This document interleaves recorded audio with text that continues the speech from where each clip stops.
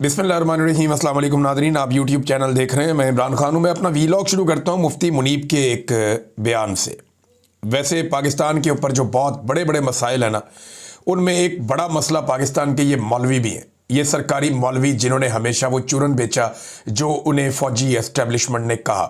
अब मुफ्ती मुनीब का ज़रा स्टेटमेंट आप देखें, फिर मैं इनका पोस्टमार्टम करता हूँ। और ये बड़ा ज़रूरी है, इनको अगर शीशा ना दिखाया तो ये पूरे पाकिस्तान का हुलिया बिगाड़ देंगे मौलवी मिलके। ये देखें क्या कह रहे हैं। सियासत इसका नाम है, ये मौलवी सिखाएगा हमें कि सियासत क्या होती है। सियासत इसका नाम है। इंतखाबी मुहिम के दौरान ट्रंप अमेरिका के मौजूदा मुंतखब मेयर ममदानी की शदीद मुखालफत कर रहे थे। वैसे अमेरिका नहीं, वो न्यूयॉर्क का है। इन्हें कम्युनिस्ट करार दे रहे थे और ममदानी ट्रंप को फाशिस्ट करार दे रहे थे। लेकिन अब उनकी मुलाकात खुशगवार माहौल में हुई। दोनों ने एक दूसरे के बारे में मुस्बित जज्बात का इजहार किया, तलखियों को भुला दिया और न्यूयॉर्क की तरक्की के लिए मिलजुल कर काम करने का अज़म का इजहार किया। मीडिया के नुमाइंदों ने उनको जोश दिलाना चाहा, मगर उन्होंने जज्बात पर काबू रखा। और इसके बरक्स हमारे यहाँ सियासी इख्तलाफात को ज़ाती दुश्मनी में बदल दिया जाता है और एक दूसरे की शक्ल तक देखना गवारा नहीं करते।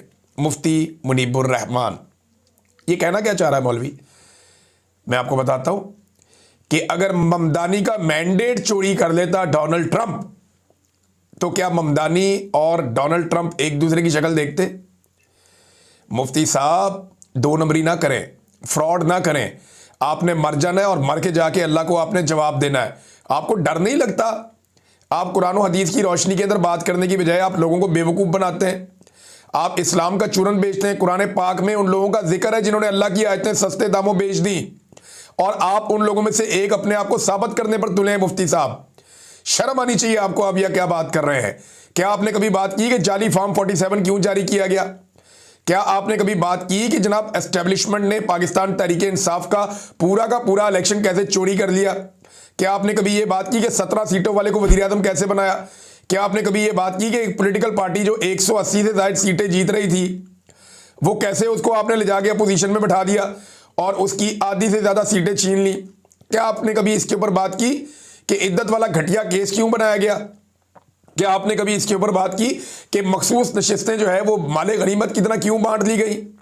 मुफ्ती साहब, आप तो उन बेचारे मौलवियों के लिए भी नहीं भूले जो तहरीके लब्बैक के थे, जिनकी लाशें गिरी मुरीदके में, और आप उनके सर के ऊपर पहले बदमाशी करते थे और उसके बाद आपने उनके खून का भी सौदा कर दिया। और अब आप कौम को सिखाएंगे कि क्या होती है जमहूरियत और क्या होती है सियासत, ये आप बताएंगे। मुफ्ती साहब, डोनाल्ड ट्रंप ने अमरीकी एस्टेब्लिशमेंट के खिलाफ इलेक्शन जीता था। वहां पे वो फॉर्म 47 जारी नहीं किया उन्होंने डोनाल्ड ट्रंप की हुकूमत को तस्लीम किया, तभी उनका निज़ाम आगे चला है। इसीलिए वो सुपर पावर है दुनिया की।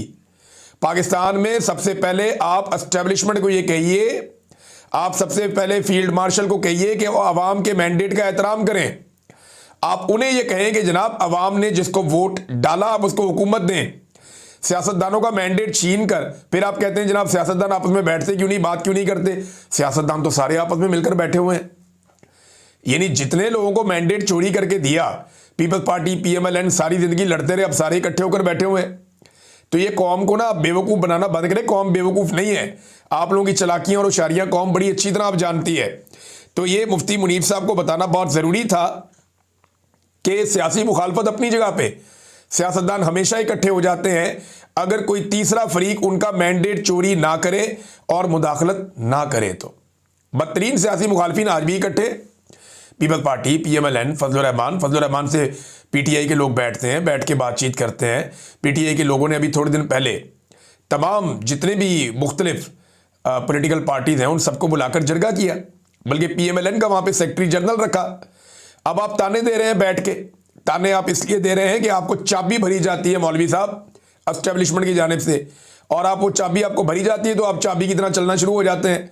जनाब बताएं ना मैंडेट किसने चोरी किया? अमेरिका में मैंडेट चोरी नहीं हुआ, इसलिए तलखियां इतनी नहीं बढ़ी। यहां पे मिलिट्री एस्टेब्लिशमेंट ने मैंडेट चोरी कर लिया, इसलिए तलखियां बढ़ गई हैं। लिहाजा जो चीज आपको ना पता हो ना, या तो उसमें मुंह बंद रखा करें या तो उसके अंदर पंगे ना लिया करें। आपका ये काम ही नहीं है बात करने का, और जहां आपको बात करनी होती है वहां पे आप वैसे ही बात नहीं करते। आप बताएं ना कि ये जो इस्तिस्ना ले लिया आपके फील्ड मार्शल ने, क्या इसकी शरई और इस्लामी नुक्ता नज़र से कोई अहमियत या हैसियत है? आप बताएं ना, क्या ये इस्लामी है? क्या पाकिस्तान के आइन के अंदर ये जो चीज़ शामिल की गई है ताहयात इस्तिस्ना, क्या ये इस्लामी है?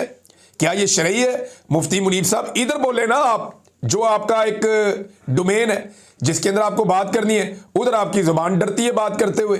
तो मुफ्ती साहब आप बाद आ जाए, देखें हम आपको बड़ी इज्जत देना चाहते हैं, आपको साहब साहब कह के बुलाते हैं, लेकिन आपको लगता है इज्जत रास नहीं है, आप किस तरह के कामों में पड़ गए हैं। ये जो भी आपको कोई कैप्टन फोन करता है या मेजर फोन करता है, आप इससे हाथ जोड़ के माफी मांगे और देखें भाई मेरे से नहीं होता, मुझे अपने काम करने दो, अपने मामलात में रहने दो, और अपनी खिदमत हर जगह पे आप पेश ना कर दिया करें प्लेट में रख के कि जनाब ये मैं अपनी खिदमत पेश कर रहा हूं। तो अपनी खिदमत को अपने तक आप रखें और बिला वजह हर चीज के अंदर आप ना उलझें। ये जमहूरियत का मामला है, आज़ादी इज़हार राय का मामला है, ये इंसानी हुकूक का मामला है, और इसके अंदर पंगेबाजी ना करें। आपने इंतहाई घटिया किरदार अदा किया है इस मामले में एक मरतबा फिर। जब तक आप मैंडेट के एहतराम की बात नहीं करेंगे, जब तक आप मिलिट्री एस्टेब्लिशमेंट को उसके किरदार में वापस भेजने की बात नहीं करेंगे, जब तक आप इस्तिस्ना जो ताहयात है उसके ऊपर बात नहीं करेंगे। आप किस तरह के मौलवी हैं जो इद्दत के ऊपर बात नहीं करता? लाशें गिरी हुई हैं लोगों की मुरीदके में, उस पर आपने बात नहीं की। तो नाज़रीन बस इतना मेरे ख्याल में काफ़ी है मौलवी साहब को बताने के लिए, अगर उन्हें समझ आ जाए तो नाज़रीन ये अमेरिका का तो हुस्न है ये, लेकिन वो सुपर पावर इसीलिए तो है, वो एक दूसरे का मैंडेट तस्लीम कर देते हैं और वहाँ आज़ादी इज़हार राय है, वो एक दूसरे के साथ खड़े हुए हैं। और वहाँ पे खड़े होकर ममदानी कह रहा है कि इसराइल ने फ़लस्तीनियों का जेनोसाइड किया, उनकी नस्लकुशी की है, और अमरीकी हुकूमत ने यानी ट्रंप ने उनका साथ दिया, उनकी मदद की है। ये साथ खड़ा होकर वो कह रहा है।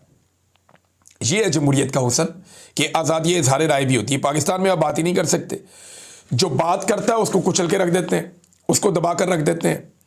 अब इस वक्त हालात ये हैं कि जो सबसे बड़ा बात करने वाला आदमी है वो जेल के अंदर बंद है। यानी सिर्फ आसिम मुनीर साहब की एक्सटेंशन और इस्तिस्ना के चक्कर में पाकिस्तान का साबिक वज़ीर आज़म और पाकिस्तान का सबसे मकबूल कौमी लीडर इमरान खान, उसके बुनियादी जो हुकूक हैं वो मुअत्तल कर दिए गए हैं।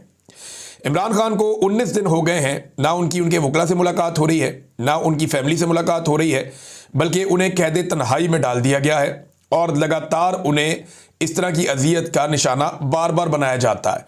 और इस मरतबा लगभग 19 दिन फिर हो गए, 3 हफ्ते होने वाले हैं।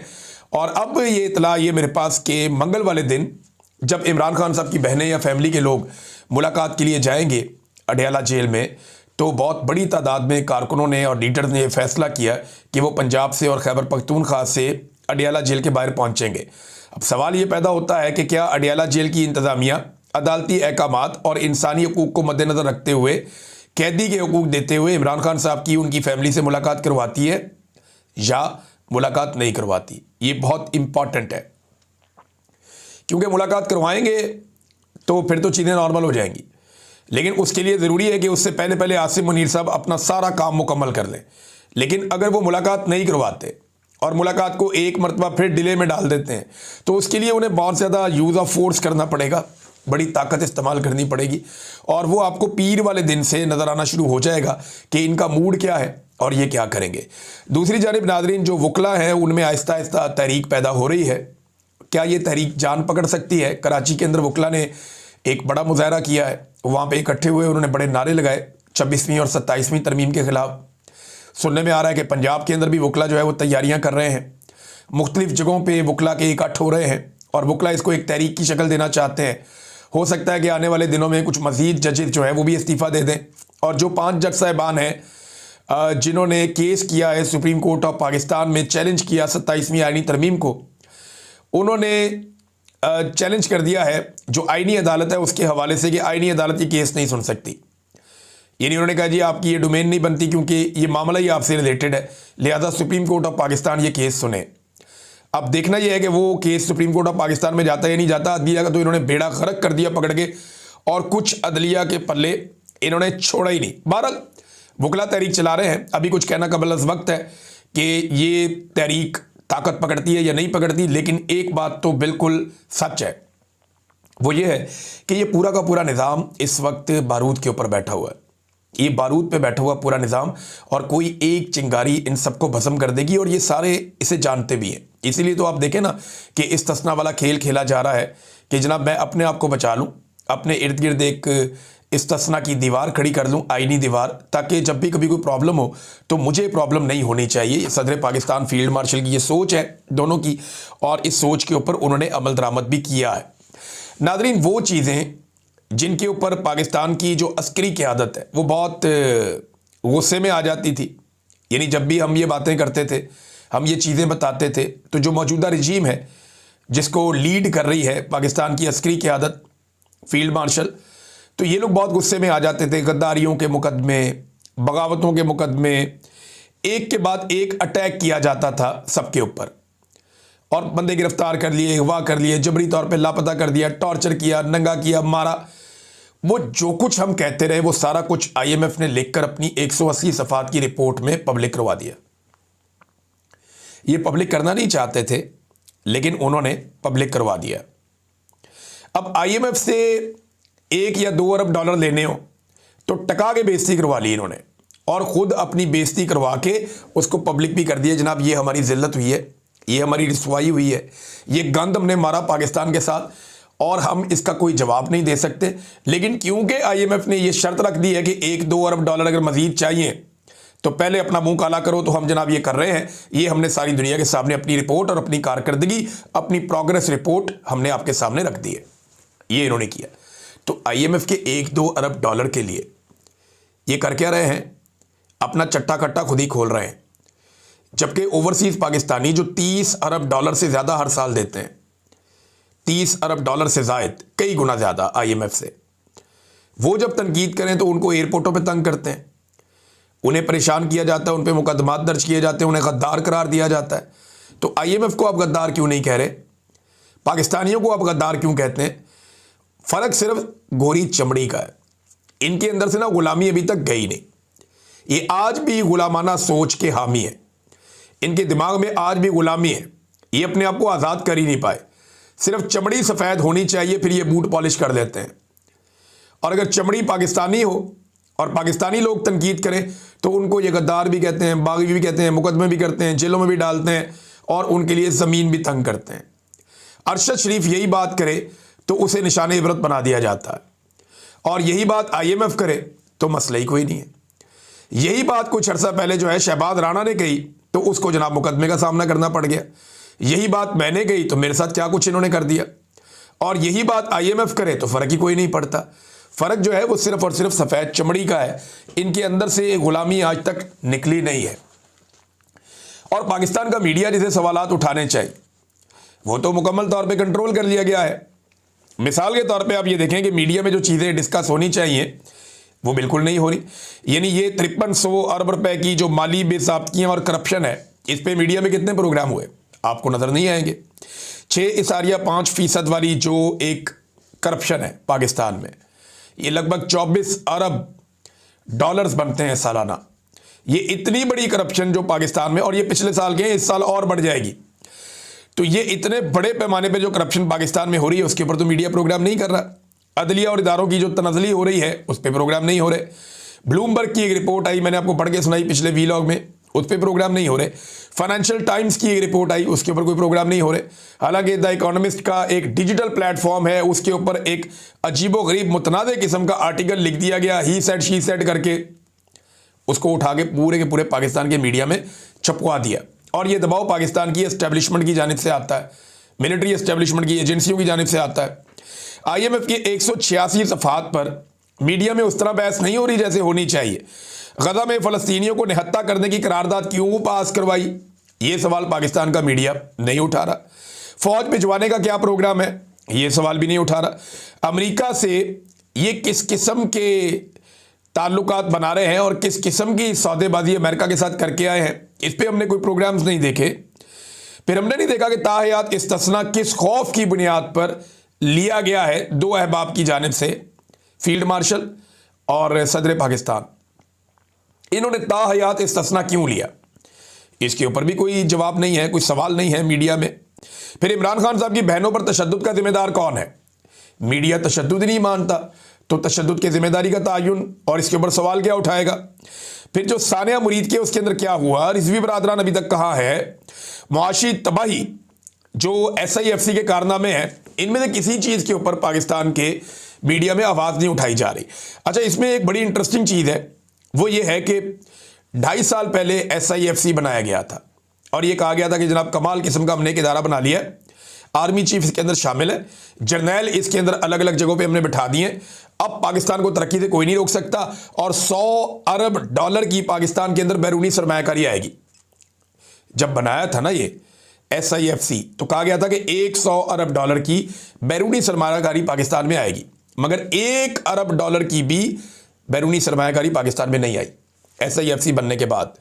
अब IMF की रिपोर्ट में पता चला है कि वहां पे तो शफाफियत ही नहीं है SIFC के अंदर, बस अपने मनपसंद अफराद को ठेके दे दिए जाते हैं और कुछ भी नहीं है।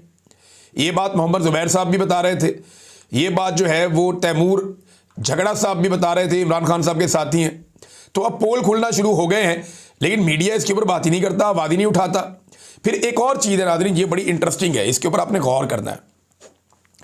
IMF को पाकिस्तान की हुकूमत ने बताया, क्योंकि IMF डिफरेंट जाके महकमों से मिल रहा था ना, इदारों से मिल रहा था, उनसे बात कर रहा था।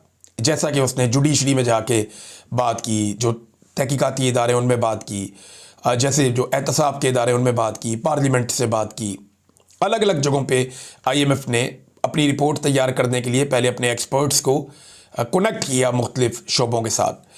तो इसमें जनाब उनको बताया गया कि हमने रिकवर किया है पैसा, और ये बहुत बड़ा पैसा है जो हमने रिकवर किया है, तो हम जनाब बड़ा काम कर रहे हैं करप्शन के खिलाफ।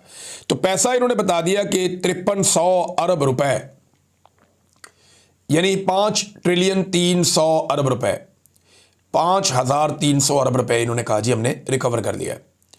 और ये वो पैसा है जो करप्शन हुई है पाकिस्तान में। अच्छा, ये पैसा इन्होंने कहा जी हमने रिकवर कर लिया और हाल ही में रिकवर किया है। ये पैसा गया किधर, ये तो नज़र नहीं आ रहा कहीं पे भी। देखें, अगर ये पैसा रिकवर किया है तो ये पैसा किसी बैंक अकाउंट में आना चाहिए ना। रिकवर कर लिया तो कौमी खजाने में ही जमा होगा। जो भी आप लूटमार का पैसा कभी भी रिकवर करते हैं तो वो पैसा कहाँ जाता है, कौमी खजाने में जाता है। तो कौमी खजाने में तो ऐसी कोई रकम ही नहीं आई। आप तो 1 अरब डॉलर के लिए दुनिया का तरला मिन्नत कर रहे हैं, हर जगह पे भागते फिर रहे हैं, और यहाँ पाकिस्तान में 19 अरब डॉलर्स, ये लगभग इतनी रकम बनती है डॉलर्स में, 19-20 अरब डॉलर्स बनते हैं। तो पाकिस्तान में 19-20 अरब डॉलर्स अगर रिकवर हो गए हैं तो पैसा किधर है, किसके अकाउंट में जमा करवाया गया? कौमी खजाने में तो नहीं आया ये पैसा। और अगर आया तो वो रिकॉर्ड आप सामने रखें ना जनाब कि ये पैसा हमने रिकवर किया है। ये सारा डाटा भी 2 नंबर देते हैं और हर जगह ये पकड़े जाते हैं। यहां पे इन्होंने IMF को कह दिया कि हमने ये पैसा रिकवर किया है, ये करप्शन हुई है, हमने ये रिकवर कर लिया है। IMF ने उसको ऐसे छाप दिया इन पे भरोसा करके। अब वो पैसा कौमी खजाने में कहां जमा हुआ, इसका कोई रिकॉर्ड मौजूद नहीं है, और ये पैसा कौन ले गया इसका भी पता नहीं है। नादरीन, तारिक मतीन साहब ने सारा ही पोल खोल दिया। DG ISPR जो गए डाउ यूनिवर्सिटी में कराची में, तो उन्होंने बताया जनाब कि वहाँ पे देखें बच्चों को ज़बरदस्ती बैठाया गया, और एक तो बच्चों को मजबूर किया गया कि हाई प्रोफाइल दौरा हो रहा है तो आप सब ने अपनी हाज़िरी यकीनी बनानी है। जितनी भी मजबूरी हो, जो बच्चा नहीं आएगा उसके जो 5 नंबर जो इंटरनल असेसमेंट है उसके अंदर से उनके 5 नंबर काट लिए जाएंगे। कितनी बड़ी ज़्यादती है कि अगर आपने DG ISPR का दौरा मिस कर दिया तो आपके 5 नंबर कट जाएंगे। DG साहब को चाहिए कि इंतज़ामिया को फ़ोन करके कहें कि बच्चों के नंबर ना काटें।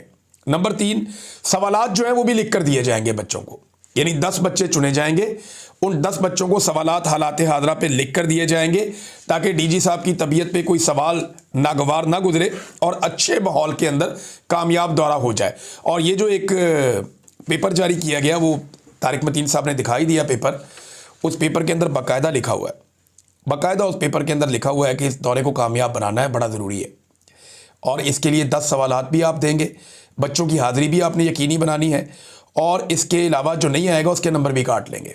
अंदाज़ा करें नादरीन, ये हालात हैं पाकिस्तान के। आखिर में नादरीन मैं एक चीज़ गुजारिश करना चाहता हूँ, आज शहीद अरशद शरीफ साहब के हवाले से हमारा एक प्रोग्राम है, और ये प्रोग्राम बर्मिंघम में है। ये बरतानिया में जो सहाफ़ती बरादरी मौजूद है उन्होंने ये प्रोग्राम करवाया। इसमें ह्यूमन राइट्स के हवाले से ख़ास तौर पे बात होगी, जो 26 नवंबर को गुज़िश्ता साल कत्लेआम हुआ उसके हवाले से भी बातचीत होगी, क्योंकि 1 साल उसको भी मुकम्मल हो गया है। और इसके अलावा पाकिस्तान में इंसानी हुकूक, आज़ादी इज़हार राय, सहाफ़ियों के ऊपर जिस किस्म के हालात पैदा कर दिए गए हैं, इन तमाम चीज़ों पे हम बात करेंगे। तो जो लोग वहाँ मौजूद हैं उनसे गुजारिश है कि अगर वीलॉग सुने तो वह तशरीफ़ ले आए। ये जो प्रोग्राम है इस हवाले से मैंने अपने ट्विटर पे और यूट्यूब चैनल पे बाकायदा एक छोटी सी वीडियो भी जारी की हुई है। ये रिजेंट पार्क बैंक्वेटिंग हॉल है बर्मिंघम में, जहाँ पे प्रोग्राम हो रहा है शाम 6 बजे से लेकर 9 बजे तक। अब तक के लिए इतना ही, अपना ख्याल रखिएगा, अपने चैनल का भी। अल्लाह हाफ़िज़।